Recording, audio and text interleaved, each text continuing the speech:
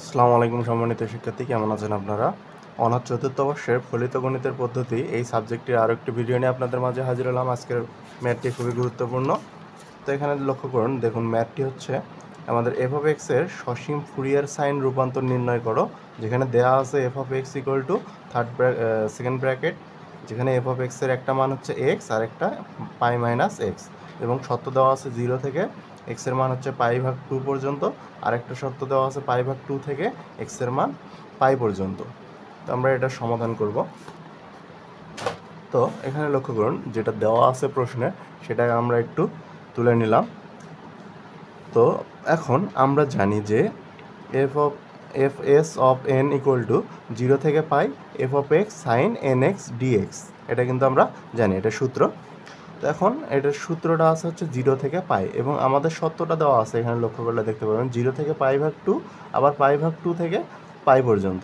তার মানে শর্তটা কিন্তু এইরকম যে 0 থেকে হচ্ছে একবার পাই ভাগ 2 লেসর ইকুয়াল, আবার এক্স, আবার লেসর ইকুয়াল হচ্ছে পাই পর্যন্ত। মূলত এই যে সীমাটা সেটা 0 থেকে পাই পর্যন্ত সীমাবদ্ধ আছে। তো এখন আমরা এটাকে যদি ভেঙে লিখি এইভাবে, যে এই লিমিটটাকে ভেঙে লিখবো যে 0 থেকে পাই ভাগ 2, আবার পাই ভাগ 2 থেকে পাই পর্যন্ত f of x sine n x d x, এখানে যা আছে কিন্তু তাই লিখবো, শুধু এই অংশটাকে আমরা দুই ভাগে ভাগ করলাম। যেমন ধরুন দুইকে আমরা ভাগ করতে পারি কীভাবে, 1 প্লাস 1। একই রকমভাবে আমরা এটাকে ভাগ করলাম 0 থেকে পাই ভাগ 2, আবার পাই ভাগ 2 থেকে পাই পর্যন্ত, আর ভিতরে কিন্তু যা আছে তাই ঠিক থাকলো। এখন এফ অফ এক্স যখন 0 থেকে পাই ভাগ 2, যখন 0 থেকে পাই ভাগ 2 তখন এফ অফ এক্সের মান কত, এক্স, তখন কিন্তু এফ অফ এক্সের মান হচ্ছে আমরা এক্স বসিয়ে দিয়েছি। আবার যখন এফ অফ এক্স যখন পাই ভাগ 2 থেকে পাই, লিমিটটা পাই ভাগ 2 থেকে পাই দেওয়া আছে, তখন এফ অফ এক্সের মান আমরা কি বসাবো, এফ অফ এক্সের মান বসাবো পাই মাইনাস এক্স। তো এখানে পাই মাইনাস এক্স বসিয়ে দিলাম, আর এই অংশ যা আছে তাই বসাবো। এখন আমরা হচ্ছে ইন্টারমিডিয়েট থেকে একটা সূত্র জানি, যে ইউভির ইন্টিগ্রেশনের সূত্র, যে ইউ স্থির ভিকে ইন্টিগ্রেশন মাইনাস আবার ইন্টিগ্রেশন চিহ্ন second bracket d u d x, অর্থাৎ ইউকে ডেরিভেটিভ ইন্টু ভিকে integration third bracket second bracket d x. আচ্ছা, এখন এই সূত্রটা আমরা প্রয়োগ করব হচ্ছে এই দুইটা অংশে, কারণ এখানে একটা রয়েছে চলক, এখানে একটা চলক রয়েছে, একই রকমভাবে এখানে একটা চলক, এখানে একটা চলক।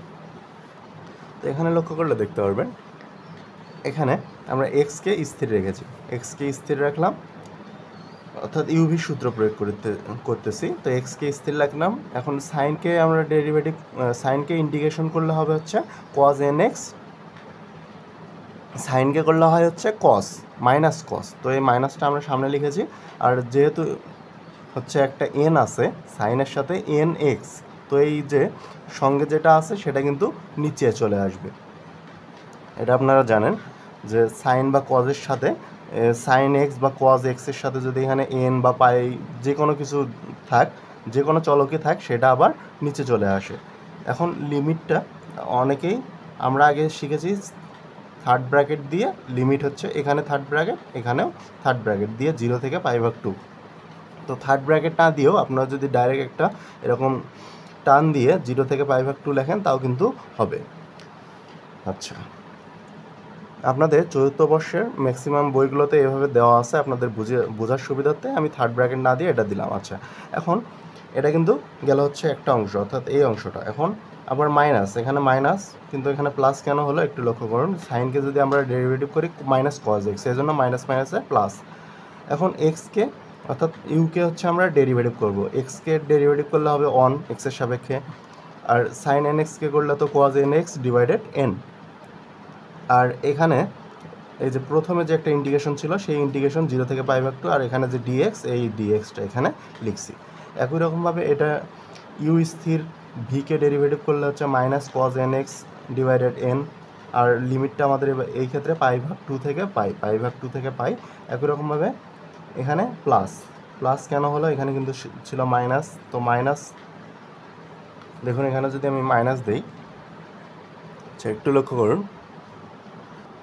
আচ্ছা এখানে লক্ষ্য করুন, এখানে আছে প্রথমে আমরা হচ্ছে এটাকে স্থির রাখলাম, এটাকে কিন্তু হচ্ছে কী করেছি, সমাকলন। আবার এটাকে আমরা কি করব, একবার হচ্ছে অন্তরীকরণ করব। পাই মাইনাস এক্সকে অন্তরীকরণ করলে এক্সের সাপেক্ষে -1 হবে। তো এই মাইনাস এবং হচ্ছে যে -1 সেটা হবে প্লাস, আর এখানে সাইনকে করলে হবে cos nx, আর সাইনকে করলে মাইনাস হয়, সে মাইনাসটা আমরা নিচে লিখেছি এখানে, যেহেতু এখানে আগে মাইনাসে প্লাস দিয়েছি, আবার যদি মাইনাস দেয় এলোমেলো হয়ে যাবে, এই জন্য আমরা একটা আলাদা করে লিখেছি মাইনাস, আবার হচ্ছে এই এনটা নিচে আসবে ডিএক্স। এখন পুনরায় এগুলো তো আমরা হচ্ছে লিমিটগুলো বসিয়ে দেবো। যদি আমি এখানে এক্সের মান 0 বসাই, তার মানে পুরোটাই 0 হবে, তার 0 বসানোর দরকার নেই। আর π/2 এখানে আমি বসিয়ে দিচ্ছি, এক্সের মান π/2, এই এনটা এখানে লিখেছি cos n, এক্সের মান π/2 প্লাস এই এনটা আমরা বাইরে বের করে নিয়েছি, 1/n লিখেছি।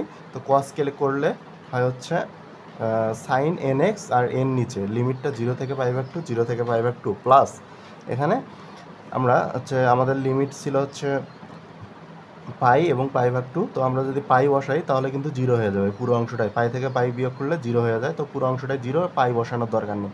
তো আমরা π/2 বসাবো, আর এখানে এই এনটা 1/n লিখেছি, আর cos nx, আর এখানে এই মাইনাসটা কি হলো, এখানে যখন প্রথম লিমিটটা বসাই তখন কিন্তু প্লাসই থাকে, আর দ্বিতীয় লিমিট বসালে কিন্তু মাইনাস চিহ্ন আসে সামনে, তো এই মাইনাস আর মাইনাসে প্লাস হয়ে গেছে।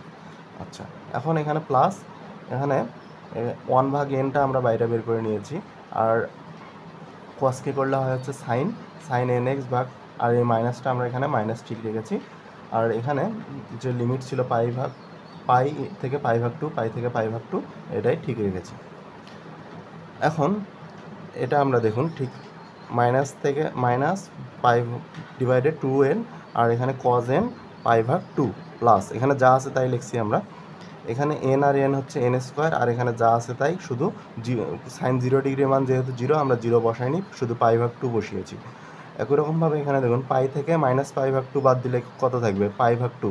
কীভাবে দেখুন, পাই -π/2 থেকে যদি আমি লসাগু করি তাহলে এখানে 2π -5, এক্ষেত্রে π/2 আমি পাবো।